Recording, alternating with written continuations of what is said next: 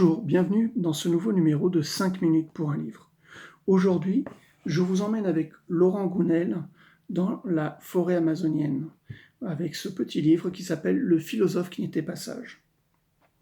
L'histoire, Sandro, professeur de philosophie dans un lycée parisien, s'ennuie de plus en plus. Il ne reconnaît pas sa vie, il ne se reconnaît pas dans sa vie. Il décide du jour au lendemain de tout claquer et de partir à l'aventure après avoir demandé un congé sabbatique pour rejoindre une tribu en Amazonie. Pour pouvoir rejoindre cette tribu en Amazonie, il s'attache les services de 4 personnes, tantôt mercenaires, tantôt baroudeurs, en tout cas ce genre de personnes que l'on peut trouver dans n'importe quel pays un petit peu à la limite de la légalité et qui vont servir de passeurs, de promeneurs, de guides, toujours un petit peu tangents.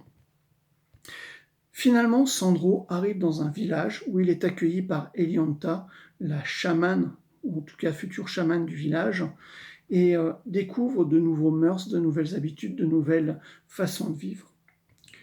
Dans ce village, les gens sont en harmonie, sont heureux, il n'y a pas de propriété, il n'y a pas de... Tout est réciproque en fait. Les gens partent chasser, ils reviennent, ils mangent, ils sont en commun. Ils sont en fait dans un état presque de béatitude commune. Les choses sont ce qu'elles sont. Il y a des gens qui vivent, il y a des gens qui meurent. Ça arrive, c'est la nature, c'est triste. Mais cette tristesse ne crée pas de malheur. C'est comme ça, c'est un état de fait. Sauf que pour Sandro, les choses sont un petit peu différentes. Lui, il a une idée de vengeance. Pourquoi une idée de vengeance? Tout simplement parce que sa femme, sa fiancée, est venue quelque temps plus tôt en Amazonie, est tombée dans ce village et est morte. Et il est persuadé qu'en fait, elle a été tuée par ces villageois. Il est tellement obnubilé par une idée de vengeance qu'il a fomentée pendant des mois et des mois, qu'il a du mal à comprendre ce qui l'entoure, ou en tout cas à le voir. Enfin, ceci étant, il le voit pour autant avec un œil lucide, mais perverti par son idée de vengeance. Comment va-t-il faire pour se venger? En fait, dans cette cité en harmonie, il va introduire au fur et à mesure des éléments d'envie, des éléments de convoitise, des éléments des éléments qui appartiennent au monde et aux sociétés actuelles occidentales, qui vont pervertir petit à petit cette mentalité, cette osmose dans ce monde reclus, dans cette tribu qui en fait a été préservée de tout.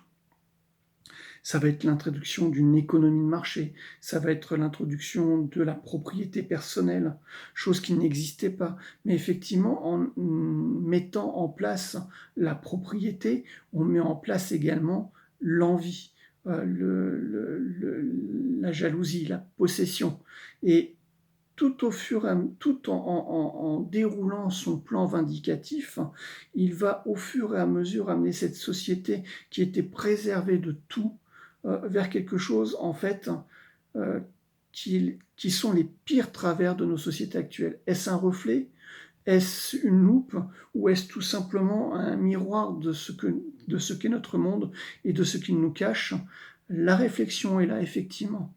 En tout état de cause, avant la mise en place de choses et d'éléments qui font partie de notre monde social, civilisé, occidental, dans cette tribu, celle-ci était heureuse. Après, le malheur arrive.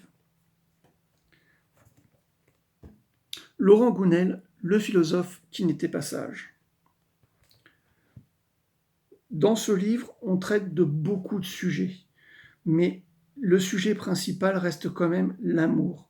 L'amour des mots, l'amour des textes, l'amour des êtres humains, l'amour également de la nature parce qu'elle est très bien représentée. C'est un texte qui est fluide, Laurent Gounel écrit très bien, simplement avec des mots compréhensibles pour tous, bien qu'il aborde des notions qui sont parfois assez spécialistes, en tout cas assez spécialisées.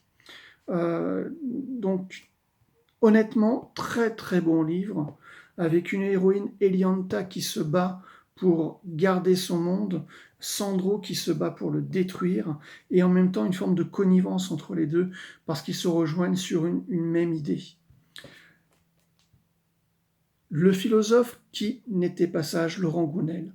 Alors, à suivre avec les pensées pour moi-même de Marc Aurèle, car le texte est très souvent cité dans le livre, et ne serait-ce que pour comprendre parfaitement l'état d'esprit du héros, c'est quelque chose qui peut être lu. D'ailleurs, je recommande, quoi qu'il arrive, Penser pour moi-même. C'est l'un de mes livres guides dans la vie, et il est remarquablement écrit. Et en termes de livres de philosophie, c'est pour ma part l'un des plus pratiques et en même temps des plus intenses que j'ai lus. Donc, petite introduction avec Le philosophe qui n'était pas sage de Laurent Gounel, et surtout, bonne petite lecture, parce que c'est très drôle, c'est satirique, c'est sympathique, et en même temps, il y a beaucoup d'amour.